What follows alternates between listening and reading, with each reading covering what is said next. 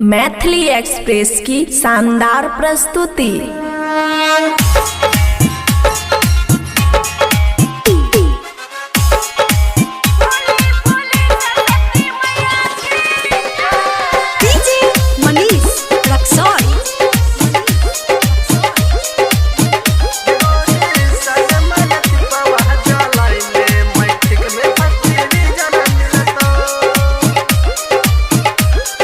खुशी recording studio बलुआहा। रोज काटे चे घास, रोज काटे चे घास, रोज काटे चे घास, रोज काटे चे घास में को ना है पास पास होए के गे हमरो छे इच्छा। मैं को के उपवास लोके लो विश्वास बड़ी कठिन छे अब के परीक्षा। रोज काटे चे घास में को ना है पास पास होए के गे हमरो छे इच्छा। मैं को के उपवास लोके लो विश्वास बड़ी कठिन छे अब के परीक्षा। गगोरी सर्द मल दीपवा जलाइले मैट्रिक में फर्स्ट डिवीजन मिला तो। गगोरी सर्द मल दीपवा जलाइले मैट्रिक में फर्स्ट डिवीजन मिला तो। मैट्रिक में फर्स्ट डिवीजन मिला तो। डीजे मनीष रक्सौल।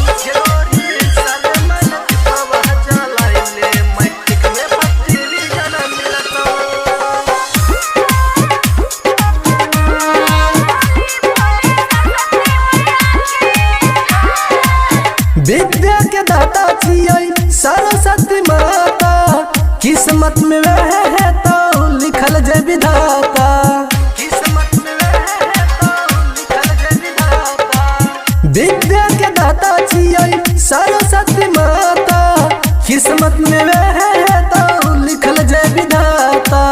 कॉपी कलम जे कितना घसवे दिन रहता, मैया जी दया करता जोड़ लेने नाता।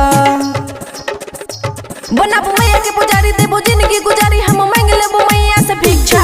मैया को के उपवास लोके लो विश्वास बड़ी कठिन छे अब के परीक्षा। बनाबो मैया के पुजारी देबो जिंदगी गुजारी, हम मांग लेबो मैया से भिक्षा। मैया को के उपवास लोके लो विश्वास बड़ा कठिन छे अब के परीक्षा। गगोरी सर्द मल दीपवा जलाइले मैट्रिक में फर्स्ट डिवीजन मिला तो।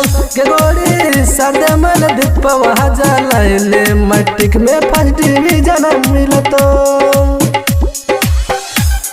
मैट्रिक में फर्स्ट डिवीजन मिला तो। डीजे मनीष रक्सौल।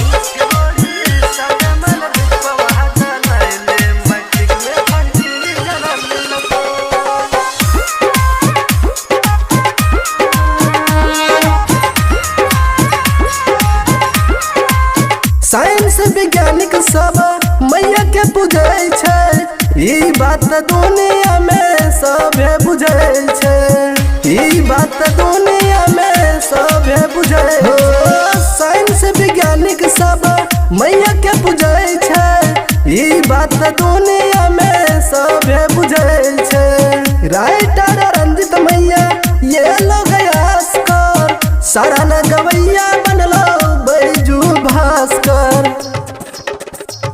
कके पूजा के तैयारी एलो मैया के दुआरी, हम मांगे छिए मैया से शिक्षा। खुशी के उपवास लोके लो विश्वास बड़ी कठिन छे अब के परीक्षा। कके पूजा के तैयारी एलो मैया के दुआरी, हम मांगे छिए मैया से शिक्षा। खुशी के उपवास लोके लो विश्वास बड़ी कठिन छे अब के परीक्षा। गगोरी सर्द मल दीपवा जलाइले मैट्रिक में फर्स्ट डिवीजन मिला तो। गगोरी सर्द मल दीपवा जलाइले मैट्रिक में फर्स्ट डिवीजन मिला तो। खुशी रिकॉर्डिंग स्टूडियो बलुआहा।